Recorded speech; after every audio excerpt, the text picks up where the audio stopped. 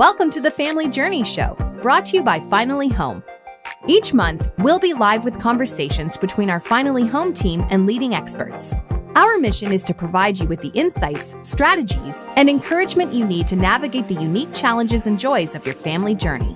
Whether you're a foster parent, an adoptive caregiver, or a kinship guardian, this show is designed with you in mind.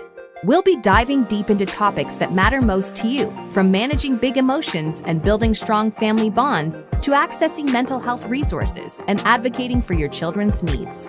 So, grab a cup of coffee, get comfortable, and let's embark on this journey together. Don't forget to hit the subscribe button and turn on notifications so you never miss an episode. Welcome to the Family Journey Show, where support, community, and resilience grow strong roots.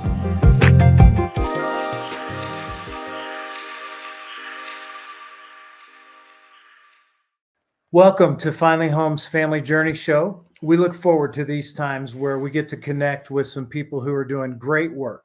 And we talk about things that are important to families like ours, foster, adoptive, and kinship families.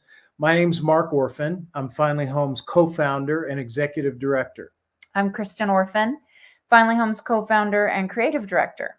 I have the privilege today to introduce our guest and our friend, Rachel Medefind. She and her husband, Jed, have welcomed children via birth, adoption, and foster care. Rachel has served as the primary educator for their 5 children through the majority of their school-aged years. And Rachel's professional career began, and this is something new to me that I just learned, so I was pretty interested in this, and there was a focus on physical therapy. Which we share this belief that, of course, all of life, the physical, mental, emotional, spiritual, is all connected. So I love that about your background. And this work, it convinced Rachel that the whole person healing is necessary for true health and living and thriving. Then later, Rachel studied at King's College London, receiving her Master of Science in Psychology and Neuroscience of Mental Health, with a special focus on children who've experienced severe deprivation. She is also a certified TBRI practitioner. And before these studies and since, Rachel has advised, cared for, and walked alongside of many parents from across the U.S. and beyond who are raising children with a history of trauma. And as I said, above all, Rachel is a dear friend, someone who is like-minded. We share a heart for families, for kids, and we are so privileged to be able to partner with Rachel today in this conversation. So welcome, Rachel, and thank you for taking time to be with us today. Thank you, Kristen. Thank you, Mark. It's really good to be with you both. And I just respect you. Jed and I respect you so deeply and are so grateful for the work you're doing and most of all your lives, the way you live and that Christ is reflected in and through you. Thank you. So Rachel, today we're talking about something that you and I have been in a conversation with, along with Mark, for these last few years about authority that we have called good authority and kind authority in our homes. Finally Home teaches that parents and caregivers are meant to be the leaders in their homes. Of course, we believe that this is also a biblical mandate, responsibility, invitation, opportunity. And what it means to us is that kids are to be cared for, protected, provided for, and taught by the adults in the home. Now, the idea of a healthy and good authority is something that you care deeply about and have done a lot of research on.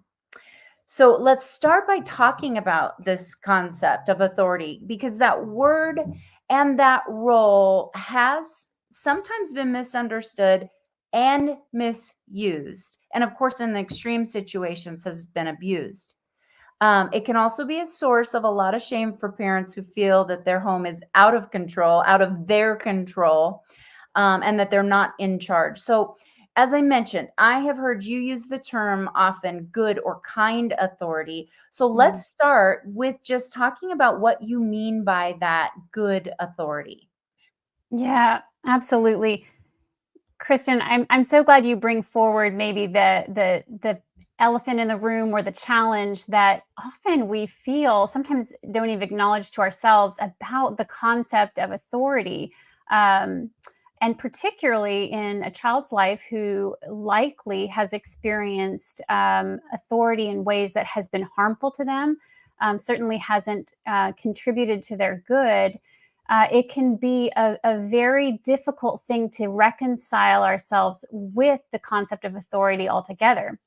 And then when you bring in modern conceptualizations of authority, in which we are suspicious of the value of authority and often think that maybe it gets in the way of self-actualization or things that might benefit a person, and even in the same way, parental authority is treated maybe not with the respect that it once was. It's something just to be a good thing to begin with. So I intentionally put the words together, good authority or kind authority, in order to help bring a fuller understanding of what authority is always intended to be by God. In other words, when God authorizes an individual, and especially parents with authority, he often authorizes them to bring good to another, to bring good in particular to their children. And so you could say that authority is intended for the willing or the bringing about of good on behalf of another person.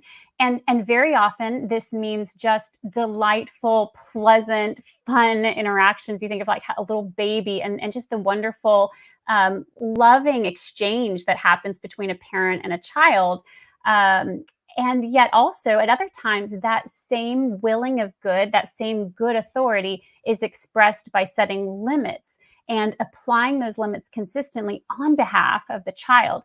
And so then again, this gets back to the idea that authority, it has value for a child in enabling them to grow and to thrive and ultimately to free them.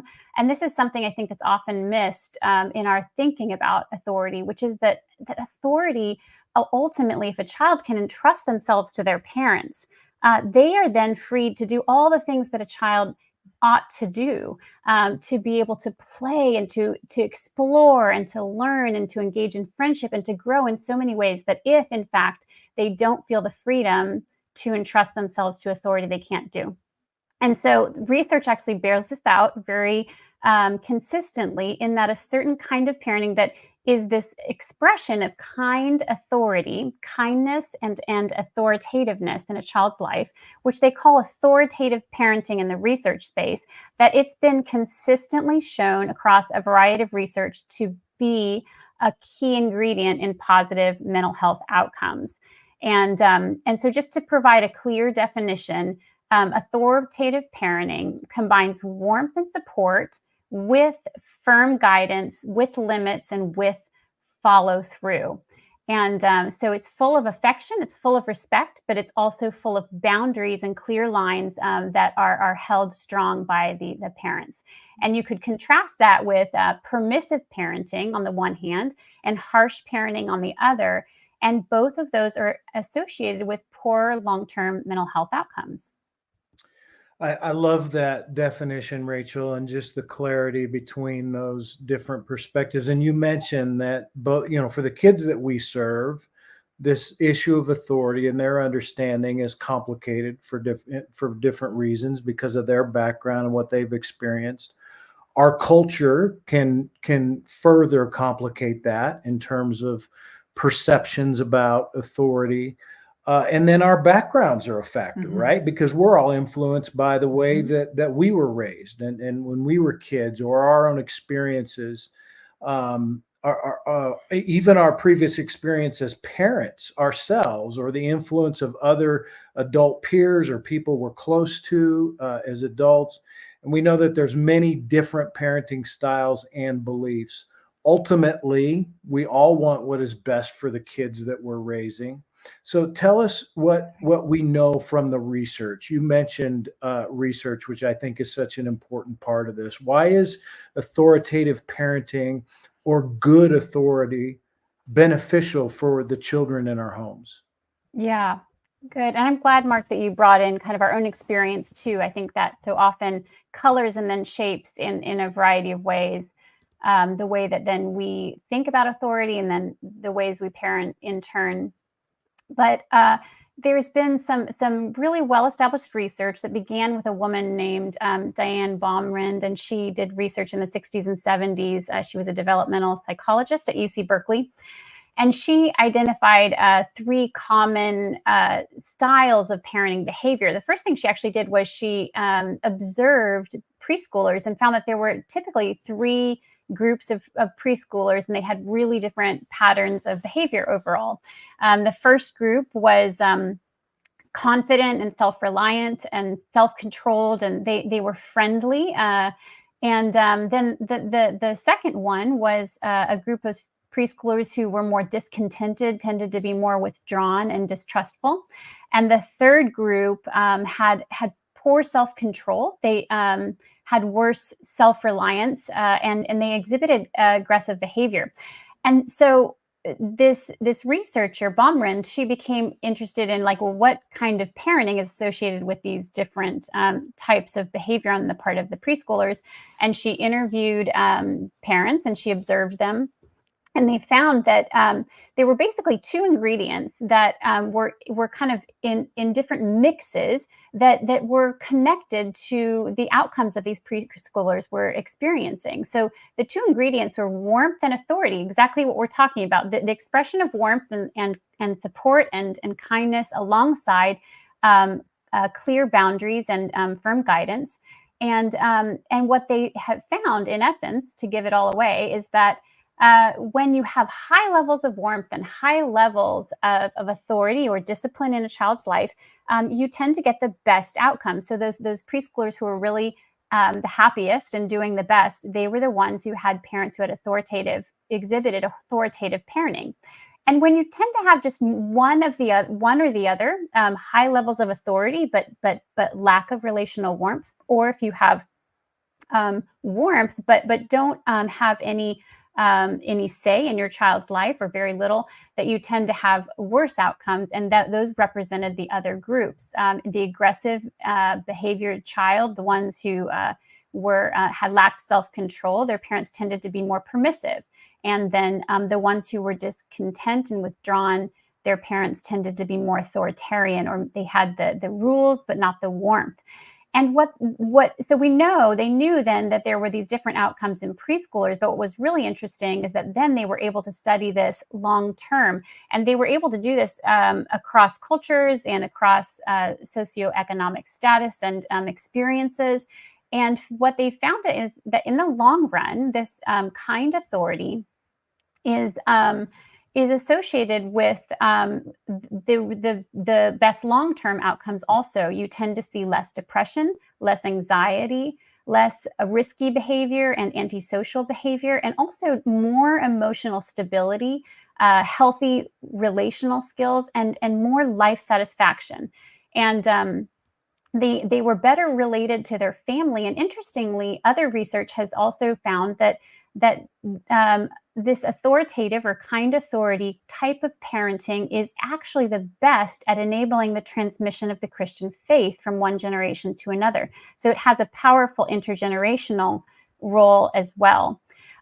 So that's a summation of the overall research, and this has been repeated in multiple different ways and in multiple different contexts. That is so interesting. I could listen to that all day long, Rachel. I appreciate that so much. In particular, the comment you just made about this idea of the transmission of the Christian faith as it is related to the style of parenting. We teach an entire session on passing along your values, and it is very much related to the relationships we have first as leader to our kids, and then we say role model.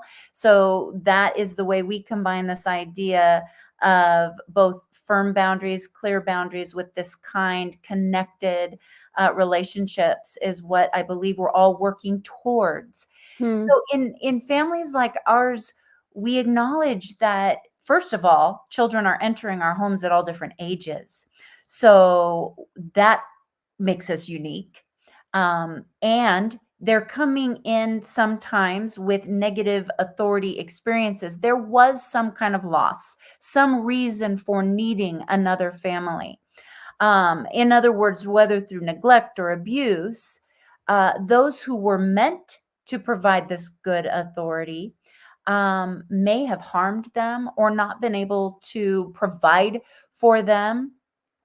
So sometimes that creates an insecurity in families like ours, foster, adoptive, kinship families.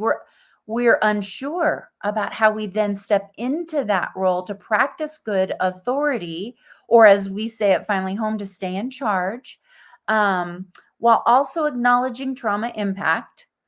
That includes loss, abuse, hardship.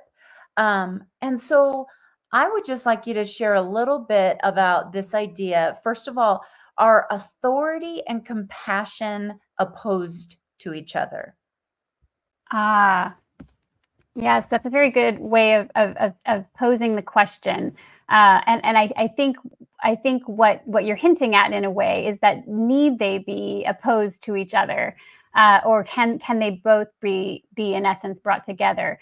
And but speaking to the broader question about the community we serve, and when we say that, we mean those in our own families, extended family, those in our amongst our friends, and those we serve. I mean, this is very personal for both of us, right? And yes, indeed, hard experiences in a variety of forms, including what you mentioned, and also neglect, are a significant part of the early experience and the entry experience when children enter our lives, and we begin parenting them. And so, what does that mean for how we then parent? And that's an important thing to ask, because indeed we are dealing with something that's not nearly as straightforward as when you have a biological child and begin parenting them from birth. And I think there's two parts of this, right? There's the negative experience of parenting and authority, whatever forms of authority they had in their life that did not enable them to flourish. It did not promote connection and care and help them to grow. And then alongside that, almost always, there's the lack of so many of the basic positive ingredients, the things that once a child does know that someone is to be trusted, that they can then learn to learn from, they can learn to respond to obey, and to be trained in those basic things that allow them to have specific skills. And, I'm thinking of even very young children that a child needs to learn when to do exactly what they want to do, and when they need to obey and do something that they wouldn't automatically want to do. But as a child is offered the gift, and it really is a gift, of training in learning to control your body, to know what to pay attention to, and so on and so forth. And that's being done throughout a day, every day. The benefits they receive are so immense. And so, when a child enters our home and they haven't had those things, or they've also had negative experiences, there's two deep needs, and they relate to what we were talking about earlier. One of those needs is that they need to experience connection that can promote a secure attachment with their parents. And this requires positive relational experiences. They need to have just loving and warm encounters. They need to know and see that they are delighted in, and that they are that their worth and value, their preciousness, is seen by the person who is beholding them, who loves them, and that they can begin to take that in. And still, even from the very start, a child needs not only opportunities to connect, but also gentle and persistent opportunities to learn to live within the authority and the guidance of those to whom their care has been entrusted. This is their adopted parents or their foster parents or whoever their primary caregivers are. And that is also a foundational need.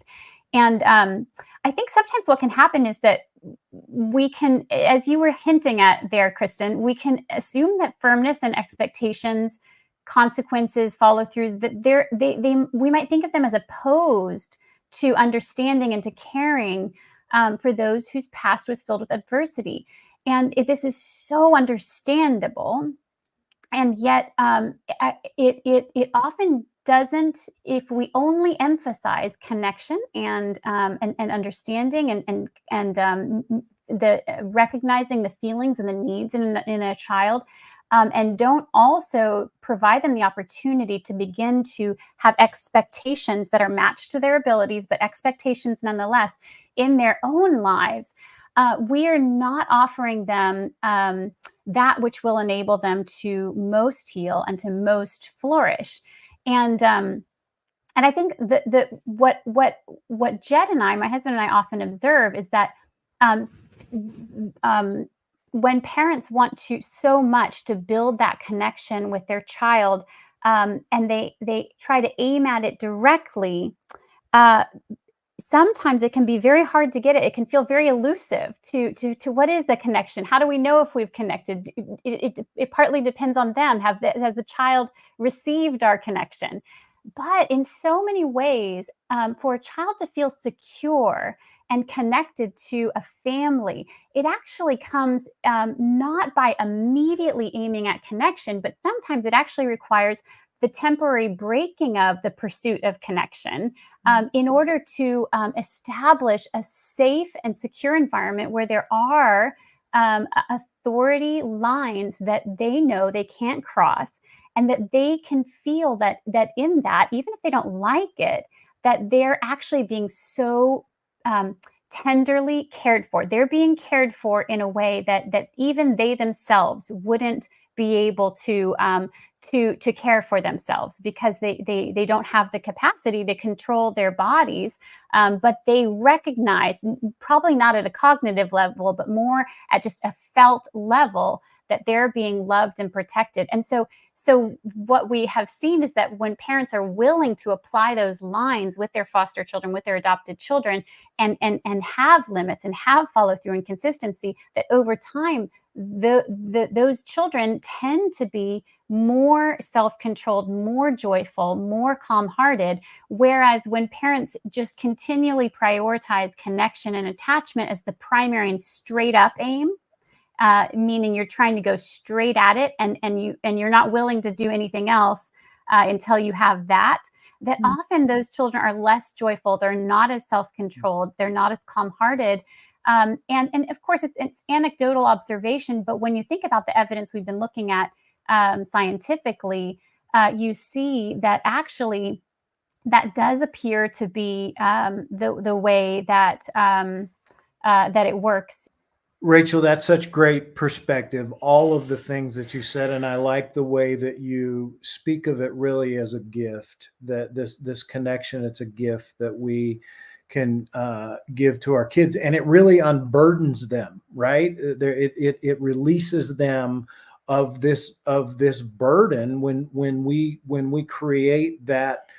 The strength of boundaries and authority around them. One of the things that we say in our program is we tell kids and teens, don't worry, your turn to be the boss will come later. And what you've said is so powerful, and we believe it is true based on our own lived experience and in the families that we've journeyed with over the years. What is research showing specifically in the outcomes of children who have been adopted when they're parented with this kind of good authority? Yeah. Well, I find this really interesting because in a lot of ways, when a child is adopted into a home, it provides a wonderful scientific experiment. And this is because you have a sharp break. You have a pre-adoption experience, and for a child, that means a pre-adoption experience of authority and care in their lives, and then you have a post-adoption experience, and in all of this research, it's researching ordinary people. So a child, once they're adopted into a loving home, we're talking about an ordinary loving home where there's plenty of flaws and imperfections.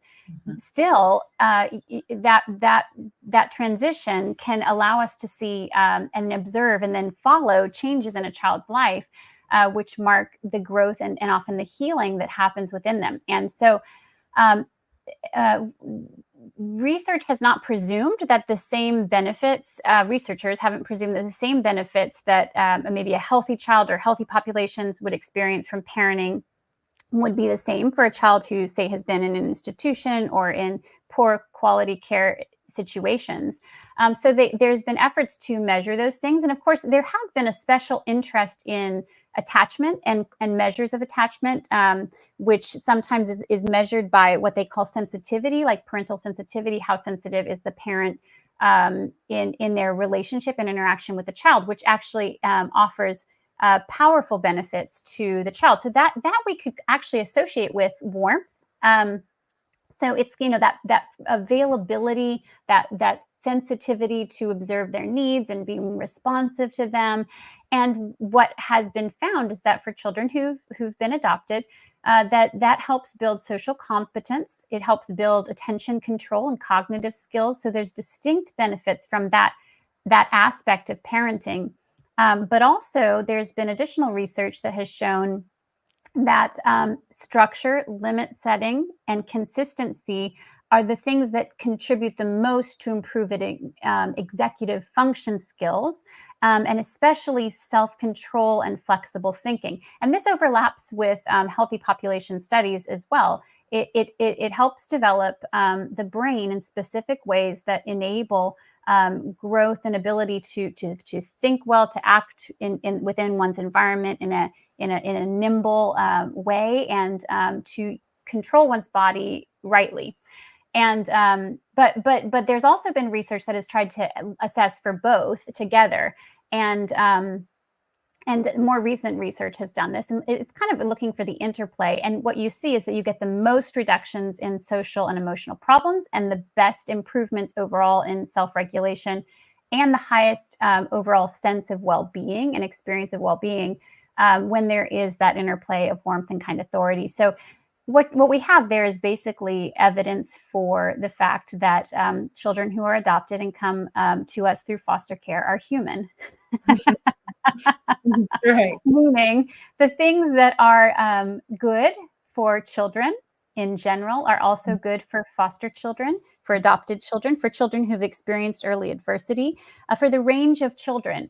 And now that doesn't mean that it doesn't require extra effort, thoughtfulness, care, that sometimes special skills and supports aren't also valuable. But at the end of the day, they're not different of a different kind, right, requiring different ideas. The things that promote flourishing in children generally also over time promote flourishing in children who've experienced early adversity.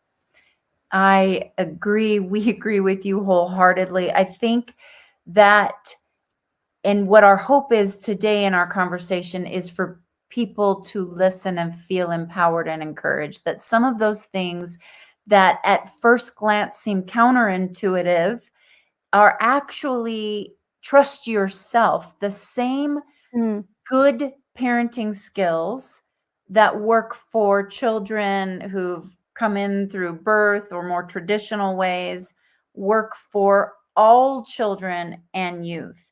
And we are all growing in those skills for all of our children, for our whole family. And so it's the same values, it's the same principles.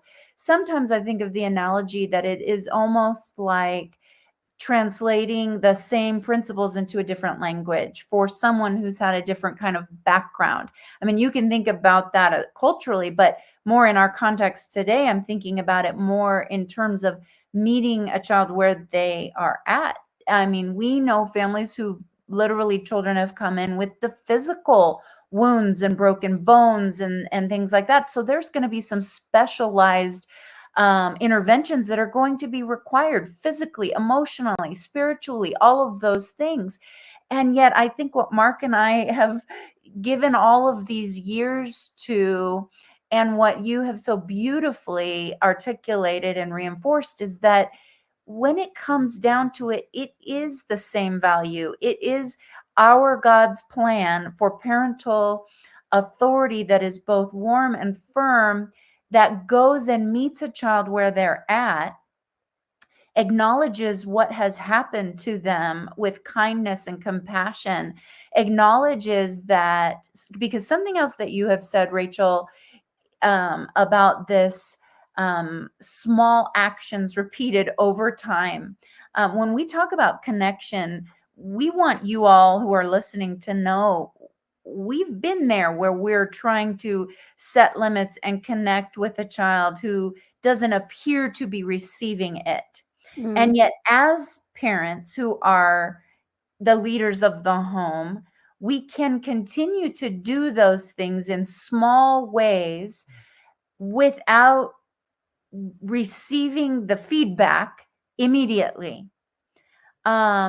Without, and sometimes this is really hard, needing to receive that relational feedback immediately. And in those cases, hear me as I say, it hurts. It breaks a mother's or a father's heart.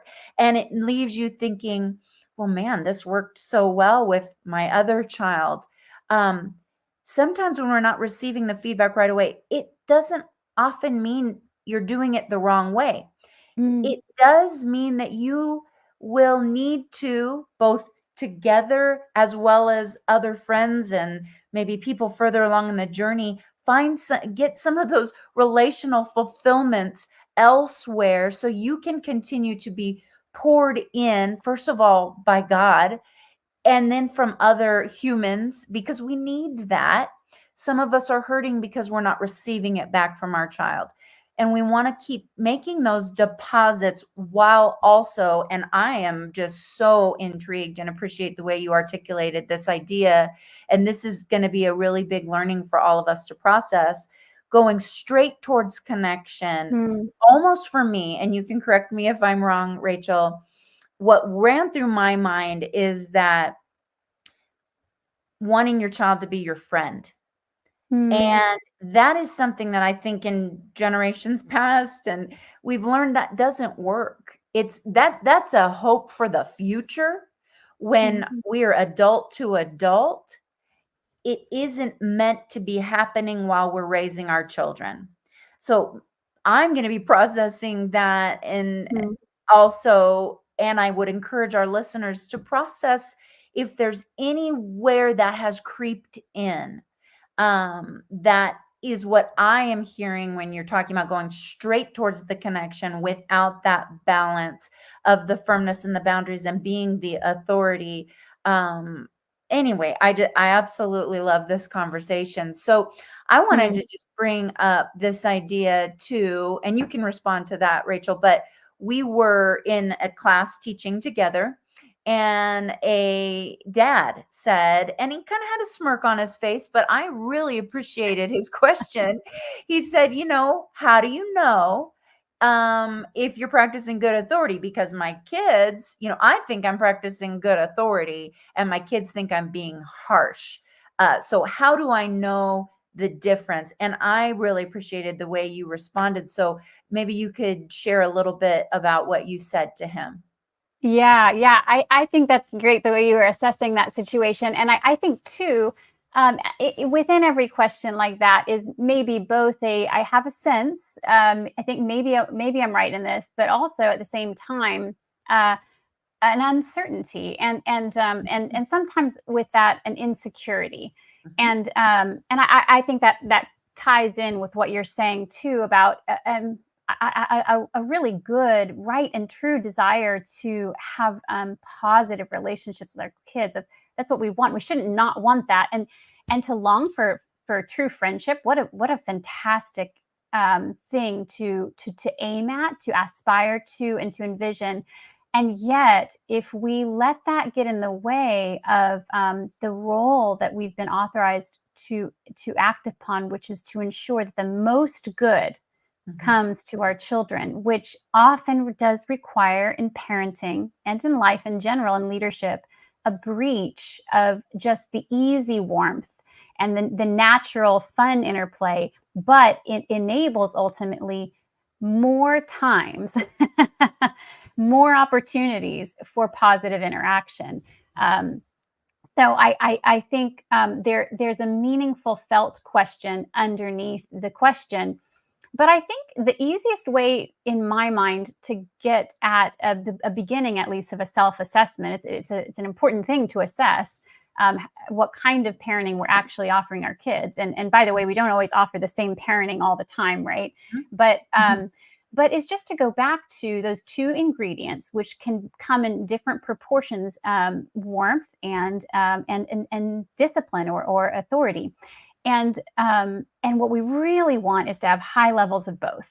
We want to have high levels of as I think of it, as respect and affection. So there's a sweetness in the exchange, and also high levels of clear authority, a unwillingness to budge where you need to hold your line, and a willingness to follow through each time. And that even those two things, we often think they couldn't possibly take place at the same time, but actually they can. You can offer warmth and tenderness, and even a compassion, and have your child know that you're not gonna budge, you're not gonna buckle at their pushing and pushing and pushing.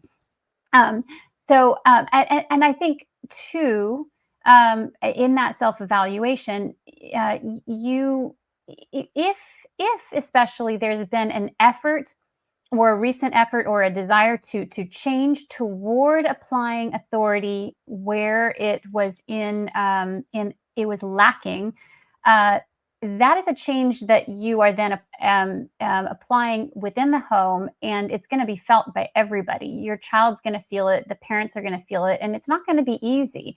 And so if a child says, "Look, you're mean because you are, you're making me do this," and you may second guess yourself based on whatever responses they give you. I mean, they might say a lot more than "you're mean." Yeah. could be kind of nasty. Yes. But your evaluation of whether you're doing the right thing is going to have to be based on more than just their feedback. Their feedback can be a valuable thing, but we have to absolutely expect that if we want to bring in higher levels of authority and affection into the practice of our lives, and that is going to be a change from prior ways of interacting, that is not going to be easy. It's not going to be easy as a parent to apply it, and it's not going to be easy for kids. And in that sense, we can have a little bit of compassion for them, right? They're going to have to adjust to something new. And then again, if a child's coming from a different environment where they've experienced an altogether different kind of parenting, all the more so. This is going to be confusing, and they may really dislike it initially. But again, I think over time, children find that the most happiness and contentment within authoritative parenting. It's good. I love the emphasis on the consistency. Really comes from us. The stability. It's on us to create that stability with the consistency of those things, the warmth and the follow through. What are, Rachel, some practical examples of how to live out good authority in our homes? Just very practical. Yeah. I might just dive into the example of technology use in the home, just because it's something that every family, I think, has to deal with, and can be really challenging. And very often, I find that parents are at some point wanting to make some meaningful change in the habits that have developed in their home around technology use. And so, just to use that example, if there's a time where, as a parent, you have let's say you have an 8-year-old, and they're using screens for entertainment purposes much more than you'd like them to, and you decide, maybe you and your spouse decide together, that you want to now introduce some limits to that technology use. Well, first of all, that you're going to bump up against resistance, and that it's not going to be easy. I really would suggest beginning with a meaningful talk. And I don't mean by that it will necessarily be a pleasant talk, but a willingness outside of the decision to take away a screen, or, kind of the moment of conflict, to have a talk about screens in general. Maybe you feel like you've read some research, and maybe you read The Anxious Generation, and you realize, okay, social media use or excessive time on gaming, this isn't good for my child. It's not good for our relationships. It's not what we want for our family. And so you talk about some of the stuff, some of the why you have a conviction in your heart that that's the case. I think that's a wonderful beginning point and shouldn't be missed, because in your expression of why you feel like this matters, you're telling them something about your own heart, something that you want deeply for yourself, probably for your child, for the direction of your family. And so in that, you're kind of offering them something precious to you, and you're inviting them in to a journey into shifts that while they won't be easy,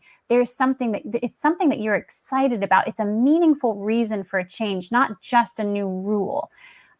But of course, then it does translate into establishing a clear rule, because any meaningful value has to translate into an action, and it has to have a rule, and then an effect if that rule isn't followed. So let's say, you say no screens at meal times or no screens in bedrooms. Those are both really good rules you could set up. So that would be a new thing then for this 8-year-old. And one of the things you can communicate is that to your son is that we expect that this is going to be difficult. You can even tell him, we expect that this will be tested and that that's okay. You might test this, but we want you to know that we're going to follow through on this. We're going to take it very seriously, and it's going to get to the point, we think, where it's going to bring a lot of good. So that you enact the rule, they test it, and you do indeed follow through, whatever it might be. Maybe there's some consequence of more limited screen use, or some other thing that would hopefully have some expression of a natural consequence. And even in doing that, you can still express sympathy. Hey, but I know we thought this was going to be hard, and it is, but press on and carry forward. And then whenever you have the chance to observe any success, whether them remembering and putting it aside themselves, or them doing it with not a terrible attitude, cheer it on. And most of all, press on, because it really does take time to form a new habit, and to establish and follow through with a rule. And I would just urge, don't make a rule that you're not going to follow through on. I know, Kristen and Mark, you guys communicate this. Make a rule that you're willing to put your back into. You're willing to really stick it out. And sometimes that means we can't establish a lot of rules at once. Sometimes one new rule is enough. So those are just some practical thoughts about how to make a change. That's how I would do it. Good. That's really good step by step. And we will share with all of those who are listening a handout called Make Rules, where some of those very steps are outlined. The idea too, I like what you said about starting with a meaningful conversation, because we are teaching. That is the point of rules, is that it is a teaching, not only a teaching of following through with doing what you've been told, which, we could talk about this all day in the sense of the benefits of that in adult life, and what that even does for our society is for people to be raising up people who know how to adhere to limits, who know how to control their own bodies, as you have said, all of those sorts of things. We're talking about future health and good, which is ultimately what you have continually said, that authority is not only good authority, but it's meant for the good of those we've been entrusted to care for. So we are not only talking about life in the walls of our home and in our family systems, which of course we want ultimately to go smoothly and all of that, that this is another caution. As you were talking, I want to say that we are parenting for tomorrow. We want today to go so well. We really do. And we get worn out, and we want things to work. And sometimes in the wanting just peace, that's when we tend to crumble or buckle, as you said. And it's a reminder to all of us as parents that we're really parenting for tomorrow, and that we're really trying. And so when you talked about meaningful conversations, I go back to that idea of passing along your values again. Those meaningful conversations are an opportunity to share the why behind the rule, and not when they've broken the rule. We're not going to explain why all over again, but rather when we're implementing rules or new rules or reminding of rules during those calm times, to be able to reinforce there's a reason. This is a value. This is where this value is coming from. So I appreciate that. And like I said, we will absolutely share a practical handout so that we can reinforce and remind some of those really key research-based principles. So we're talking about rules and boundaries within warmth and building this family culture of clarity, safety, and loving boundaries that are meant for our good. That's really good stuff. One thing, when we think of this whole topic of authority and good authority, one thing in working with dads over the years that we have observed, and we can't overgeneralize gender roles in parenting and authority and that kind of thing, but there does seem to be a pattern in which a dad's authority is challenged and even sometimes silenced in the name of creating a healing environment in the home. Tensions can often arise in a marriage because of a different approach or perspective when it comes to this idea of good authority.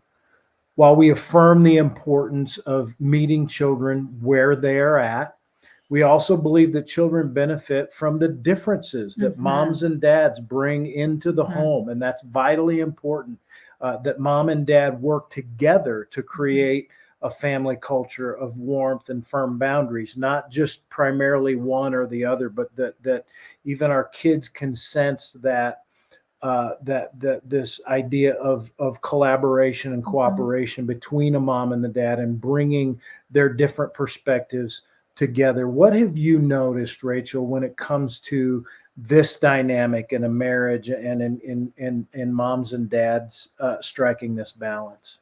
Yeah.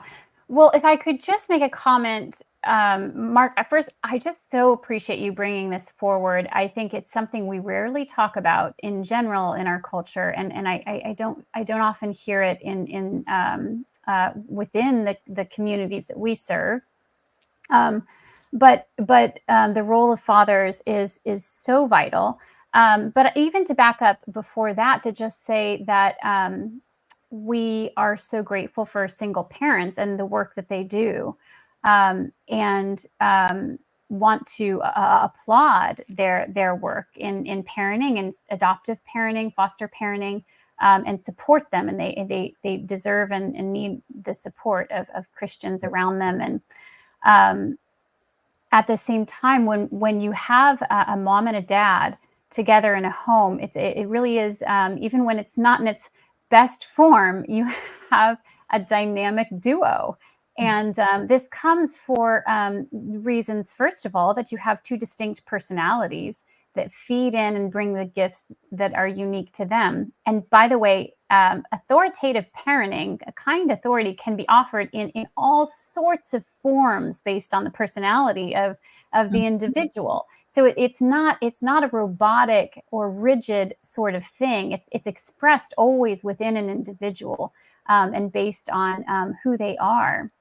But also moms and dads, or you could say women and men, express love and authority not always in the same ways.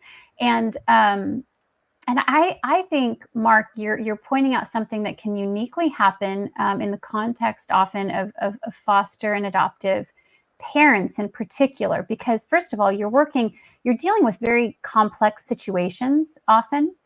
And often there's been a lot of interplay with the insights of the therapeutic community, which guides parents toward really focusing on connection, and often with specific language and specific ways of doing that.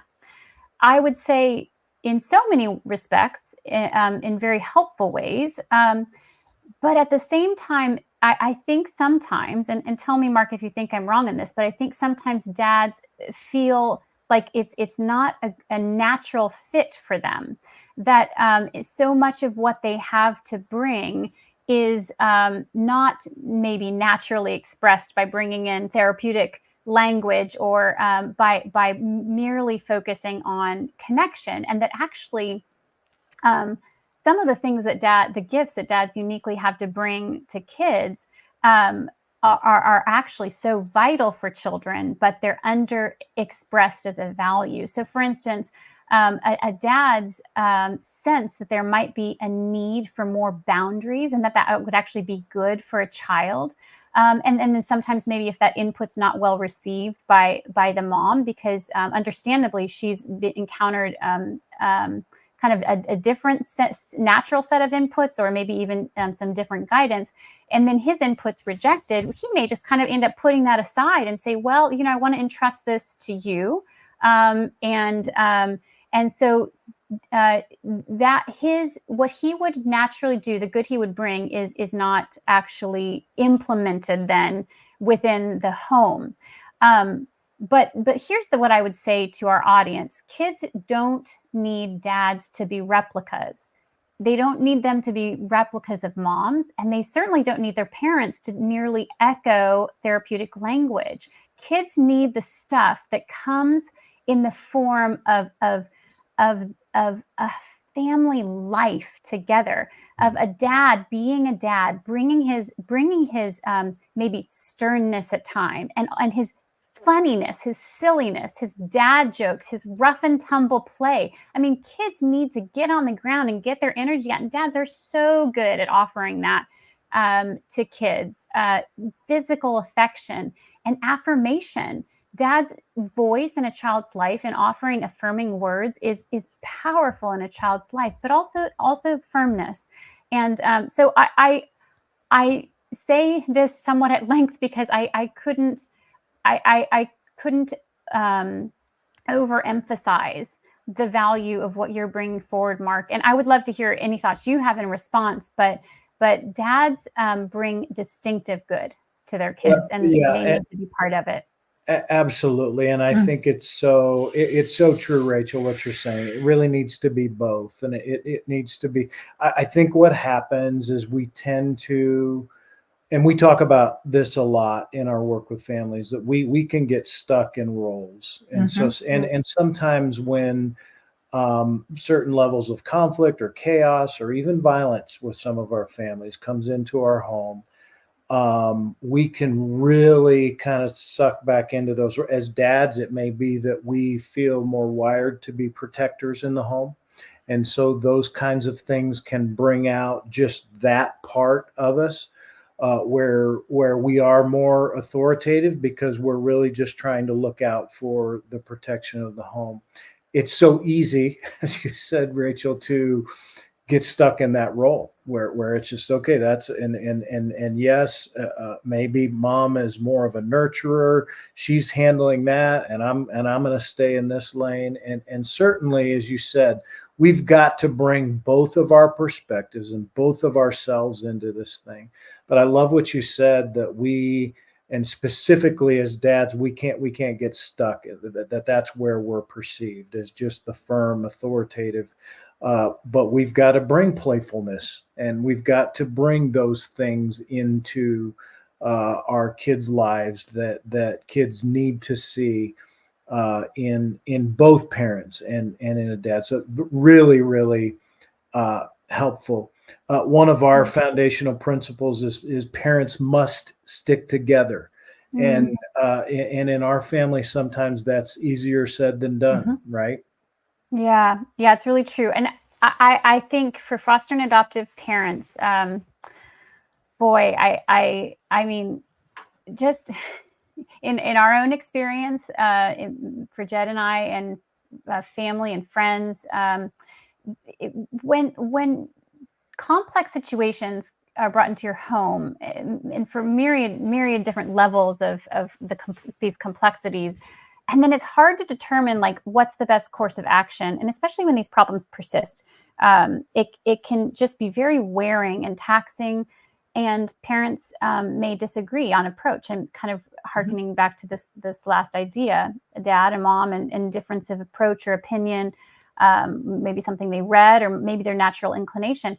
And that can result in conflict, and sometimes that conflict can become entrenched and really wear on a marriage, and marriages can really suffer as a result of the challenges they're facing in the home. So that's a reality. I think where we've seen healing come when there's those challenges in a marriage is when when a couple decides two things. One, that they're going to put the marriage first.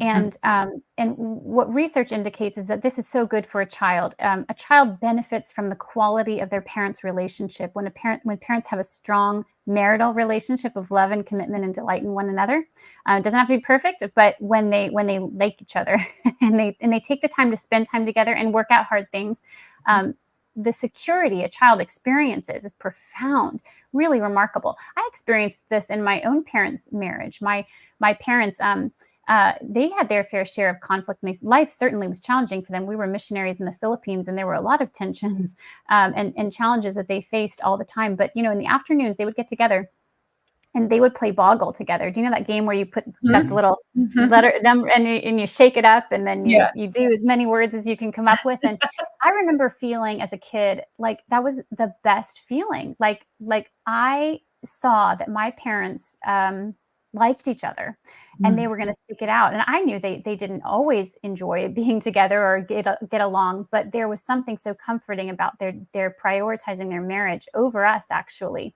And they would let us know we are going to prioritize our marriage. So all that to say, prioritize marriage. And then secondly, to be willing to offer a unified front in front of the kids. You may disagree on some of the conclusions the other party is taking, but you decide together what on any specific issue, the phone or whatever hard thing you may be facing, you decide together, this is what we're going to present as a forward-facing expression of our authority in their life, and it's unified. And I think in that unified, in that unity, it provides a strength that then that the child cannot use to manipulate then as easily, and kind of work their way in and cause more tensions within the marriage and more problems. And it's in the end so beneficial for a child to be able to know that their parents agree together, even if they don't deeply agree, but they agree in terms of their commitment to act in a certain way based on their principles as a couple. Yeah. And it really is about a trust, the term dynamic duo. I love that. It's not perfect. It's an opportunity to be teammates. And at the end of the day, believe me when I say to our audience, you want that and it's worth the work. Yeah. It is conflicted at times. You do bring a different perspective, which can be seen as, a hardship, or it can be seen as a gift because there's another person. I'm not, alone in this. And by the way, I appreciate what you said about single parents. Mark was raised by a single mom, and we have a particular affinity and affection. And what we always say is single parents, you need support people. So you have to build your team differently, and you do need a team and will benefit from a team, as will your children. So the opportunity for it not to be all on us, for us to get different perspectives. So that different perspective that can bring conflict can also be a gift, because we can begin to see things differently than what let's face it, we have a lens. And so as we invest in our marriages, we are giving our kids, even research shows that we say it this way, kids do better when parents stick together. It is also a gift, because ultimately, and I remember my parents talking about this, the kids will leave, hopefully. And then you have this relationship that needs to be nurtured all of these years. And it of course looks different in different seasons. So we just affirm what you're saying, and also want to say that it is worth the work, and also want to present reality to say that these are human beings sitting here speaking to you here today. Like we don't say these things lightly. Mark and I have just celebrated 32 years of marriage. All of our children now are adults. And I mean, we've been through all sorts of things with our family, and we would love to connect with anybody who would reach out to us, but we don't say these things lightly. We just say them sincerely to say that, yes, it's hard and it's worth the work. So we definitely want to say that all of these principles are meant to point our kids to the good life, and family is the place designed for us to learn about the good life. And so what other aspects of family life and rhythms are going to set our kids up for success, particularly those in need of healing? We just kind of want to make a few comments about that before we wrap up for today.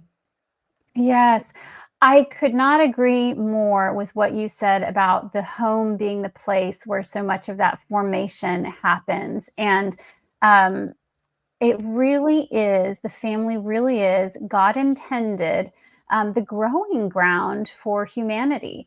And it's God's vision for the place wherein we can grow. And I think the wonderful thing about talking about parental authority, loving authority in a child's life, is that when that is first of all, when people know that brings so much good to a child, and then you begin to implement within the framework of your own home aspects of being a loving authority in your child's life.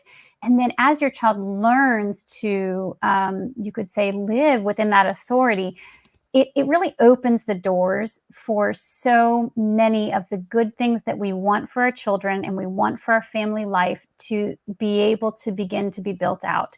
If a child rejects your authority, or if you have not established the kind of authority that enables a child to engage it, either because it's permissive, right, or it's so harsh that a child isn't receiving it. And again, we emphasize here that it doesn't have to be perfect for it to have effect. It really doesn't, and I can tell you firsthand that that's the case. But the wonderful thing is, when that authority begins to act upon to cohere a family together, then you can bring forward practices. And practices are just little habits, day-to-day small things that you build into your life that you want to be sort of the structure and the essence of the expression of the values in your life. And ultimately, we believe that they take form, and actually research bears this out too, in the form of the character of the individual and the culture of the home. And so let me just mention two big areas. One is just basic habits of physical health, and the other is practices of the Christian life. Basic habits of physical health, and both of these areas are just very associated with more positive mental health outcomes.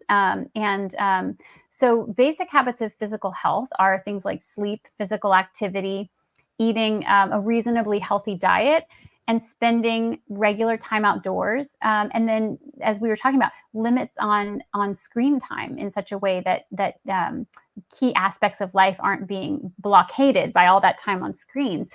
Each of these plays a major role in mental and emotional health. And so when you build a habit of, like, here's our bedtime, here's what we put before ourselves, what we as for eating, what we put on the table, or maybe we sit down for our meals together at least several nights a week, or maybe we aim for every dinner that we where we don't have something already scheduled, we sit down together for a meal. And bit by bit, as you add in little physical habits, they bring about so much good, both for the child and for the whole family, in terms of their mental, their emotional, and their relational health. And there's a whole body of research showing the massive benefits that are conveyed to a child through these small little choices. And the other area that also is really significant is just practices of the Christian life. And practices of the Christian life sounds fancy, but it's really just the little things that we do that enact our faith, participating actively in your local Christian church, being part of it, and committing to it in various avenues of commitment, and then praying together as a family, practicing. Do you practice forgiveness? Do you guys offer each other forgiveness in your home? Each of these areas are measurably associated with and actually suggest cause improved outcomes for children and for all people. And so, really developing a vision for how to build these things out in your lives is a wonderful and very important part of parenting. So I find this really exciting. That I think, to me, the idea behind it is that God's ways are so profoundly good for us, and that when we align our lives, even in ways that are sort of fumbling, we gain so many personal benefits. So I could say a lot more, but that is one of the gifts that comes as we begin to engage in being an authority and then casting a vision for a good life of growth together in the home. So good.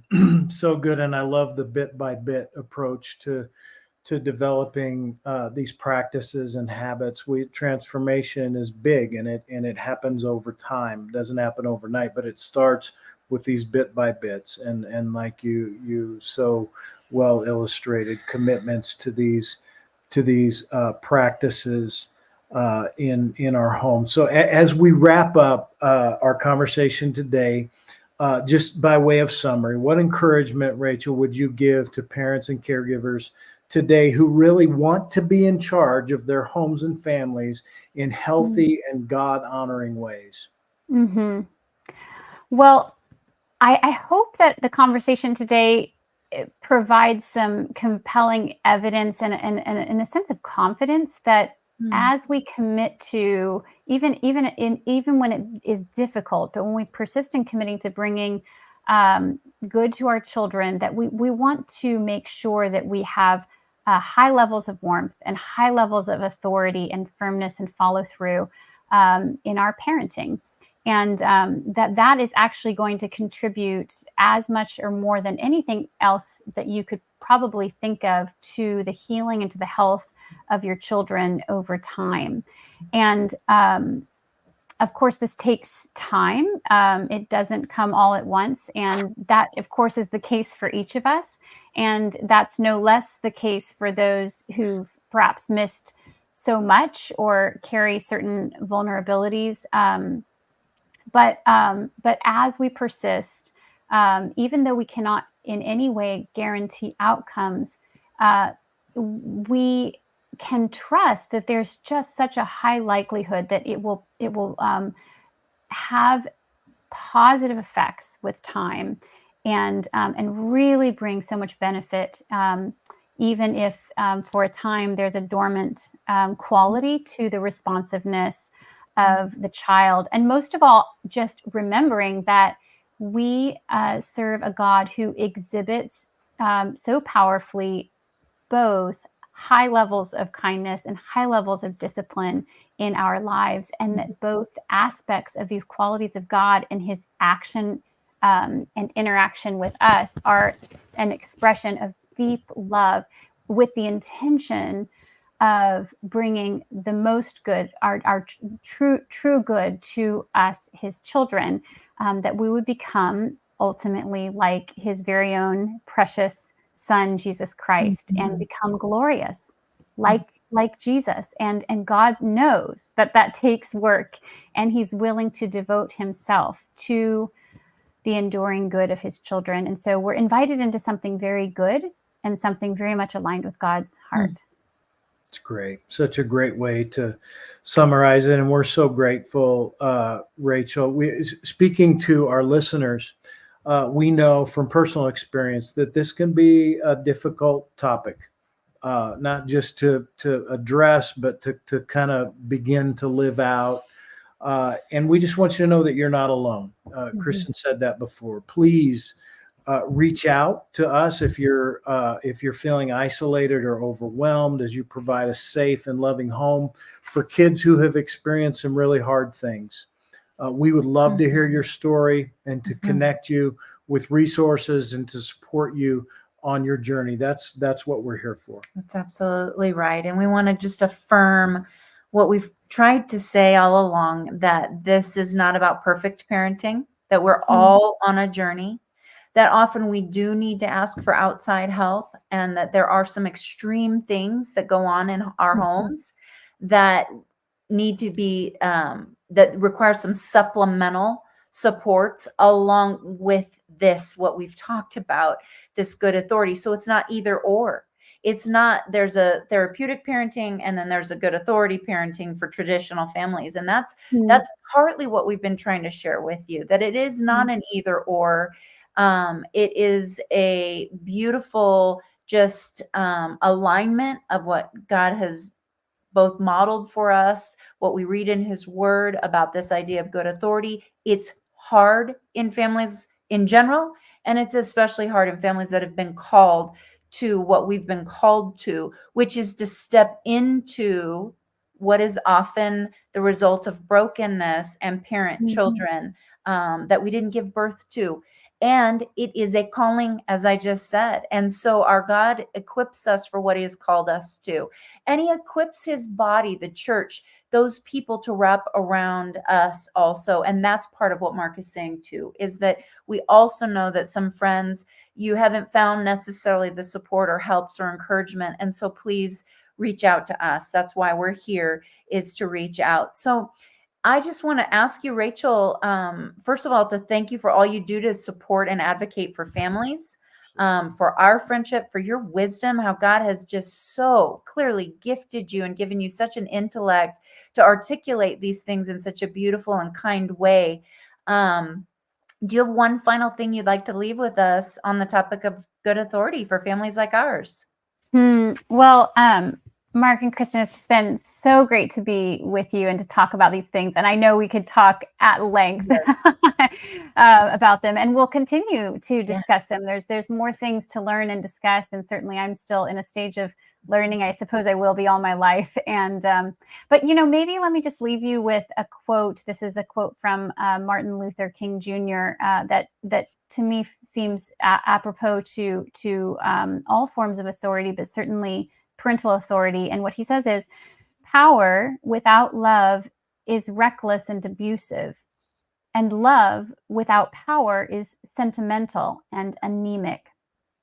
And I just think that's a powerful expression of the truth that we're trying to communicate, that we have power to bring good, and it's a sacred power, and it's not always pleasant. But it's important that we bear that power, and we do it with all the best wisdom and skill and love that we can bring forward to our children. And research just shows that it's very powerful to seek the good of others in their childhood. And we know what happens when that doesn't happen.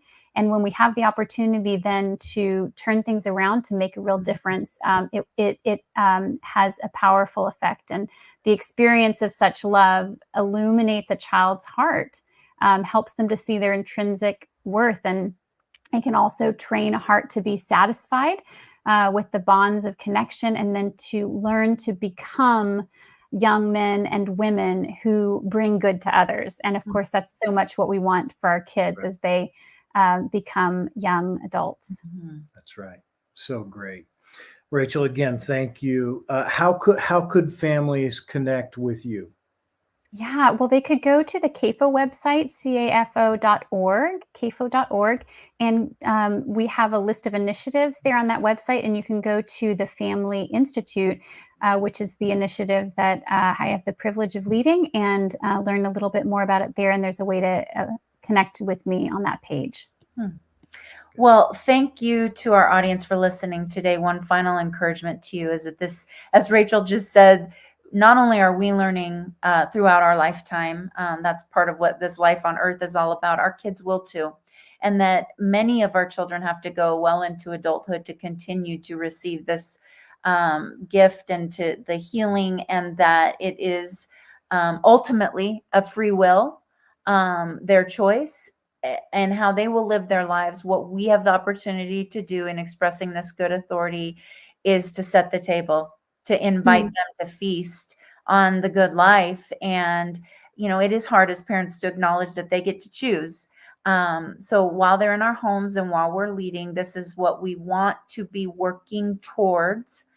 And that we will then, with arms wide open as our Father has for us, just receive them as they're ready to receive this gift that we continue to offer to them. So that's an encouragement to you as well.